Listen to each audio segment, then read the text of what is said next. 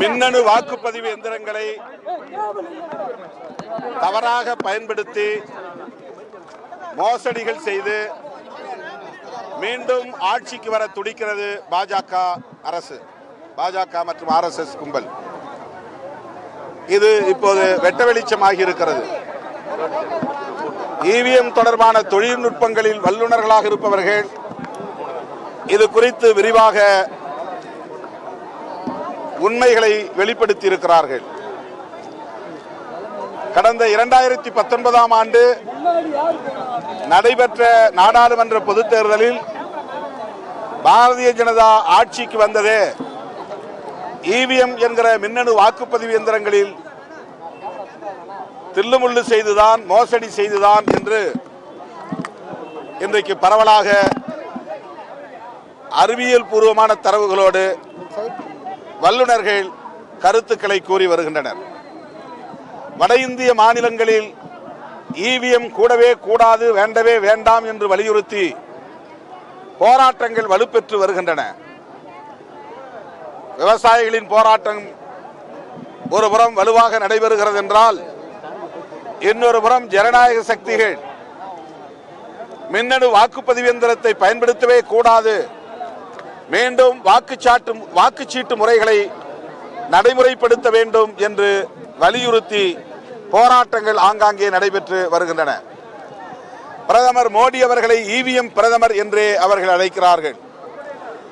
அந்த அடிப்படையில் கடந்த ஜனவரி 3ஆம் தேதி விடுதலை சிறுத்தைகள் கட்சியின் சார்பில் EVM கூடாது, ஒப்புகை சீட்டு இணைக்கப்பட்டால் EVM-ஐ பயன்படுத்தலாம், இல்லை என்றால் பழைய முறை வாக்குச்சீட்டு முறை மீண்டும் நடைமுறைக்கு வர வேண்டும் என்று வலியுறுத்தி ஆர்ப்பாட்டங்களை தமிழ்நாடு முழுவதும் நடத்தினோம்.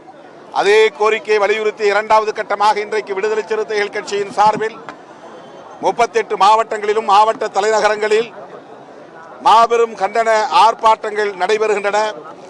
சென்னையிலே நடைபெறும் இந்த ஆர்ப்பாட்டத்தில் தோழமை கட்சி தலைவர்கள் தோழர் G. ராமகிருஷ்ணன் அவர்களும் தோழர் மு. வீரபாண்டியன் அவர்களும் திரு ஐயநாதன் அவர்களும் காந்தராஜ் அவர்களும் பங்கேற்று கருத்துரை வழங்க இருக்கிறார்கள். இந்தியா கூட்டணி கட்சிகள் அனைத்தும் ஒருமித்த கருத்தின் அடிப்படையில் EVM-ஓடு 100 விழுக்காடு VVPAT என்று சொல்லப்படக்கூடிய ஒப்புகை சீட்டுகளை இணைத்து தேர்தலை நடத்த வேண்டும், அந்த ஒப்புகை சீட்டுகளை வாக்குப்பெட்டியில் போடுவதற்கு உரிமை அளிக்க வேண்டும், அதனை எண்ணி தேர்தல் முடிவுகளை அறிவிக்க வேண்டும் என்று தீர்மானங்கள் நிறைவேற்றப்பட்டிருக்கிறது. இந்தியா கூட்டணியின் தீர்மானத்தை மீண்டும் வலியுறுத்தக்கூடிய வகையில் இன்றைக்கு விடுதலை சிறுத்தைகளின் இந்த ஆர்ப்பாட்டம் நடைபெறுகிறது. தொடர்ந்து ஜனநாயக சக்திகளை ஒருங்கிணைத்து EVM-க்கு எதிரான விழிப்புணர்வை மக்களிடத்தில் எடுத்துச் செல்வோம் என்பதையும் தெரிவித்துக் கொள்கிறேன். அந்த EVM மிஷின்ல மோசடி நடக்கிறதா சொல்றீங்க. அப்படின்னு பார்த்தா மற்ற மாநில லெவல்ல இருந்து காங்கிரஸ்ல வின் பண்ணி இருக்கீங்க சார், ஜெயிச்சிருக்கல. அதை நீங்க எப்படி பாக்குறீங்க? 100 விழுக்காடு அப்படி அவர்கள் செய்ய முடியாது. அப்படி செய்தால் அவர்கள் அம்பலப்பட்டு விடுவார்கள். ஆகவே அப்படி மக்கள் சந்தேகப்படாத அளவுக்கு தில்லுமுள்ளு செய்கிற வித்தைகளை உத்திகளை அவர்கள் கையாளுகிறார்கள். இந்த தேர்தலில் கட்டாயம் அதை அவர்கள் கையாளுவதற்கான வாய்ப்பு இருக்கிறது. அந்த அடிப்படையில் தான் பிரதமர் மோடி அவர்கள் நாடாளுமன்றத்தின் மக்களவையில் நாங்கள் 370 இடங்களில் வெற்றி பெறுவோம், எங்கள் கூட்டணி 30 இடங்களில் வெற்றி பெறும், 400 இடங்களில் பெரும்பான்மை பலத்தோடு வெற்றி பெற்று நாங்கள் ஆட்சியை அமைப்போம் என்று அந்த நம்பிக்கையோடு தான் அவர் பேசியிருக்கிறார் என்கிற கருத்து இன்றைக்கு வலுவாக மக்களிடையே எழுந்துள்ளது.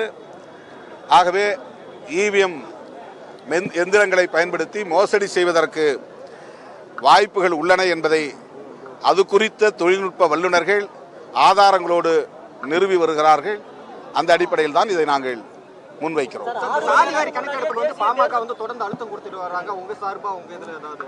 அதில் தமிழ்நாடு அரசு உடன்பாடு உண்டு என்பதை தெளிவுபடுத்தியிருக்கிறது.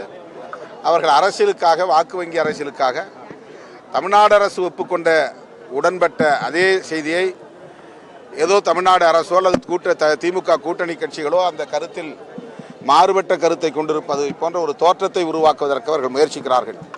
ஜாதிவாரி கணக்கெடுப்பு கோரிக்கையை பாமக மட்டும்தான் எழுப்புகிறது என்பதை போன்ற ஒரு தோற்றத்தை உருவாக்குகிற முயற்சி அது முழுக்க முழுக்க தேர்தல் அரசியலுக்கான உத்தி.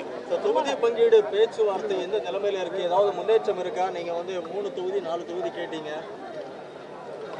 அடுத்த கட்ட பேச்சுவார்த்தையில் அனைத்தையும் நாங்கள் சுமூகமான முறையில் முடிவு செய்வோம். திமுக கூட்டணியில் எந்த சலசலப்பும் இல்லை.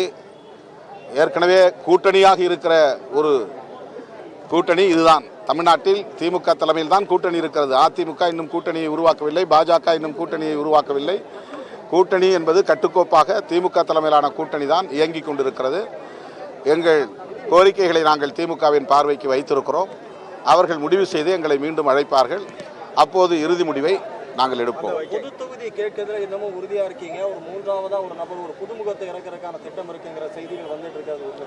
இது எங்களுக்கான ஒரு ஜனநாயக கோரிக்கை. நாங்களும் அரசியல் கட்சி. எங்களை ஒரு முத்திரை குத்தி ஒதுக்குகிற முயற்சி தேவையற்றது. திரும்ப திரும்ப அதை ஒரு கேள்வியாக கேட்பது கூட தேவையற்றது என்று நான் கருதுகிறேன். விடுதலை சிறுத்தைகள் பிற அரசியல் கட்சிகளைப் போல ஒரு அரசியல் கட்சி. ஆகவே நாங்களும் கேட்கிறோம். ஓகே.